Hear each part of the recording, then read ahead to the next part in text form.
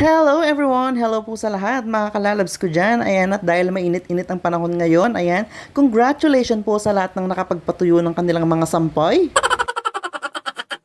Mag-aalas stress na nga ng hapon dyan mga kalalabs, kaya naman niyaya ko ang aking kuya na magpunta sa aming bakery para naman may merienda kami at bibili kami ng tinapay. Nakarating na nga kami dyan sa aming bakery dito sa Block 2 mga kalalabs. So ayan, pili-pili lang ng mga tinapay. Actually mga lalabs, bibilhin lang naman namin dyan is mga monay dahil nga paborito namin pinapalamanan. Bukod po pala sa mga monay at buns na aming binili, ayan, may padagdag po si ate na isang maliit na monay. Ayan, salamat po ate! Nagdagdag na rin po pala ako dyan ng kababayan at brownies para magsaktong 100.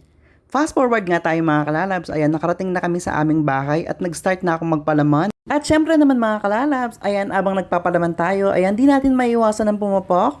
Nuko, kanya man kasing mampapak, kaya magigisan niya agad yung palaman. Taknay do.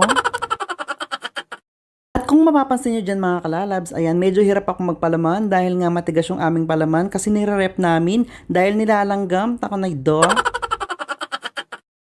Pagkatapos ko nga magpalaman mga kalalabs, ayan, kailangan muna natin silang i-microwave ng konti para mag-melt yung ating palaman na nanigos. At nauna ko nang kinain dyan mga kalalabs yung aming brownies, ayan, dahil nagutom na ang inyong email vibes. And after a while mga kalalabs, ayan, nainit na yung ating mga tinapay na medyo nagmelt na rin yung palaman. Kaya kinuha ko na rin yung aking juice. Ayan, lychee na tang na may chia seeds mga lalabs. Napakasarap, may pulp. Kaya itry nyo na din. Ayan, so ayan, magmimerienda na naman kami. At thank you for watching mga kalalabs. Magmerienda na rin kayo. Bye-bye!